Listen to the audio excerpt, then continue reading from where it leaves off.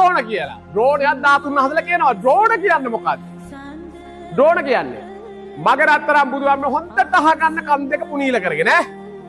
දැන් බුදු පියාණන් වහන්සේ පිරිනොම් පානවා. බුදු පියාණන් වහන්සේ පිරිනොම් පාන්නේ මල්ලව රත්තරන්ගේ උපවත්තන සල්ලුවේනේ. මේ සල්ලුවේ පිරිනොම් පෑව පස්සේ ප්‍රධාන රාජ්‍යයන් 8ක් ඇවිල්ලා මහා දැවැන්ත යුද්ධයක් යන්න කියලා මගේ රත්තරන් හම්බෙන්නේ. බුදු පියාණන් වහන්සේගේ සිරුර සම්පූර්ණ මිල්ලනවා. එයාලා ඇවිල්ලා. කිමුල්ලන් නුවරින් වේවා, මගදෙන් වේවා, රජගහ නුවරින්, ඒ කියන්නේ මේ මගධ රාජ්‍ය වේවා, එතකොට තවත් කොසල් රාජ්‍ය වේවා. මේ කට්ටිය දැන් පුදුම සටනක් යන්න හදන්නේ. ආයේ යන ලොකුම සටන. ගියා නම් මේ ලෝකේ දීපු ලොකුම සටන. දැන් මල්ලව රද්දරුව කියන අපේ උපවත්තන සල්ලුවෙන් පිරිනම් පෑ නිසා අපි දෙන්නේ නැහැ. ඔහොම යනකොට ඔතන හිටිය මගේ රත්තරන් අම්මේ ද්‍රෝණ කියලා බමුණෙක්. ද්‍රෝණ බමුණ කියලා කියන්නේ මේ රාජ්‍ය නටේම රජුරවන්ට අධ්‍යාපනය දීපු ගුරුවරයා. අපි කාරණාද ගුරුවරුන්ට සලකනවානේ. අන්න ද්‍රෝණ ගර්ජනාවක් කරා. ද්‍රෝණ බමුණ කියලා ගර්ජනාවක් කරා. මොකද්ද ගර්ජනාව? එක එක්කත් රණ්ඩු වෙන්න හැම නෑ මෙතන. උඹලා 8 දෙනාටම කියන්නේ මම.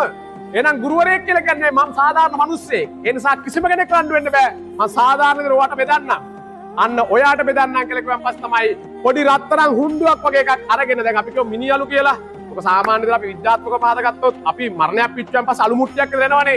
එහෙනම් මේක හුණ්ඩුවටක් විතර යන්නේ බෑ. අන්න මගේ රත්තරන් අම්මේ 8කට බෙදුවා කප් එකෙන්. 8කට බෙදුවා. 8කට බෙදුවෙන් පස්සේ රාජ්‍යයන් ලස්සනට බෙදුවා. ඔතන පොඩි හොරකමක් වුණා හැබැයි. මොකද හොරකම? දන්ත ධාතුන් වහන්සේලා 4 නමෙන් 3 නමක් ගහගත්තා. එකක් ජටාවේ, එකක් ඉනේ, එකක් කකුලෙන් පාගත්ත නෙමෙයි කකුල ගාවින් තියලා හංගගත්තලු. හරිද? හොරුන්ගේ තරු කම්බ හොරු වගේ ජටාවේ තිබිච්ච එක මහා බ්‍රහ්මයා ගෙනිච්චා. හොරකමට නෙමෙයි තිරු සද්ධාවට. මේ ඉනේ තියෙන එක සද්දෙන් ගෙනිච්චා. යටම තිබිච්ච එක නාගලෝකෙන් ගෙනිච්ච මගේ රත්තරන් අම්මේ. නාගලෝකෙන් ගෙනිච්චා. හරිද? අන්තිමට ඩෝන බමුණට මුකුත් නැහැ. ඩෝන බමුණ මොකද්ද කරේ? කප් එක ගත්තා. අර බෙදපු කප් එක. අනේ අර කරන් ගිහිල්ලා චෛත්‍යයක් හදලා වන්දනා කරා අපි අම්මේ. හරිද? අන්නන ද්‍රෝණටෙන් දැන් සම්පූර්ණ රාජ්‍යයන්ගේ චෛත්‍යයට තියෙනකොට මගේ මහා කාශ්‍යප මහ රහතන් වහන්සේ එදා සම්පූර්ණ ආදාන කටයුතු කරේ උන්වහන්සේ. එතකොට අපේ අජාසත් රජුගේ ප්‍රධාන රජුරෝ අනාගතයේ බලනකොට තීර්ථකය ඇවිල්ලා අන්නාගමික ඇවිල්ලා සියලුම චෛත්‍ය විනාශ කරලා ධාතුන් වහන්සේ විනාශ කරනවා. ඒ නිසා අජාසත් රජුරට කතා කරලා කිව්වා අජාසත් මහ රජුමනේ රාමග්‍රාමයේ කෝලිය නුවර තියෙන ධාතුන් වහන්සේලා ඇර ඉතුරු සියලු 4රින්ම ධාතුන් වහන්සේලා ගන්න. එතකොට මගේ දෙකක් ගන්න බෑ. අජාසත් රජුරංගොත් ගන්න. ඒ නිසා කිව්වා ඒක හරි අසාධාරණයි. ඔබ වහන්සේ දැන් මේ රාමග්‍රාමයේ කෝලිය නුවර එක ඉතුරු කරනවා. මගේ එකක් දෙන්න ඕනේ. ඒ නිසා කරන්න බෑ. මට ගන්න බෑ. මම ගත්තොත් යුද්ධයක් එනවා.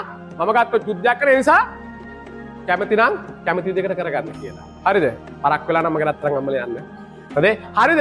ඊට පස්සේ මගේ රත්තරන් බුදු අම්මේ මොකක්ද කරන්නේ? මහා කාශ්‍යප මහ රහතන් වහන්සේගේ ඍතිකා විහාර බලෙන් තමයි 7 වෙනිම ගන්නේ. රාමග්‍රාමයේ කෝලිය නුවර දිනේ ඉතුරු වෙනවා. ඉතුරු 7ම අරගෙන ඉවරලා දාල සංඝටකයක් හදලා ඒක හදන්නේ විශ්වකර්ම සත්දෙවුන්ගේ අනුදැනුම ඇතුව විශ්වකර්ම තමයි දාල සංඝටක හදන්නේ. ඒකේ මැෂින් එක අරින්න පුළුවන් එකම එක්කලා මේ ලෝකෙ බිහිුනේ කවුද? කවුද?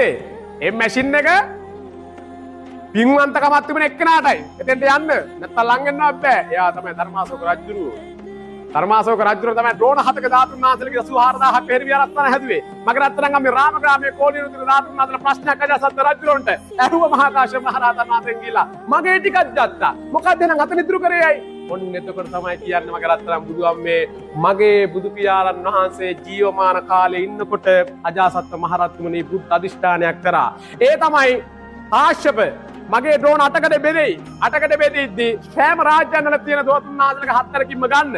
අරගත්තන් පස්සේ එක්තනක් තියෙනවා රාමග්‍රාමයේ කෝලිය නුවර තියෙන ධාතුන් වහන්සේලා. මෙන්න මේ චෛත්‍ය රාජන් වහන්සේ වරුසාවට අහුවේ. අහුනවස මේ චෛත්‍ය රාජන් වහන්සේ කැඩෙයි. මේක විතර ධාතුන් වහන්සේලා ද්‍රෝණ ධාතුන් වහන්සේලා ගහගෙන ගංගානන් නදියට. ගංගානන් නදියේ මහ මුහුදට යයි. මහ මුහුදේදී ජයසේන නාරජුට ඇවිල්ලා ඒකනාග ලෝකෙට ගෙනියයි. අනාගතයේදී ශ්‍රී ලංකා ධරණීතලයේ තුල ගාමිණී අභය නමින් රජ කෙනෙක් පහළ වේවි. එයා ස්වර්ණමාලී නමින් සෑයක් හදාවි. අන්නේ සෑයට සෝනුත්තර නමින් මහරහතන් වහන්සේ නම පහළ වෙලා නාග ලෝකෙන් ධාතුන් වහන්සේලා එතන කියලා තැන්පත් කරાવી. මේක බුදු පියාණන් වහන්සේ ජීවමානව ඉදිද්දී අදිෂ්ඨාන කරපු අදිෂ්ඨානයක් අපේ අම්මේ. ඒක තමයි ඔය රුවන්මැලි මහසෑය තියෙන්නේ. පැහැදිලිද?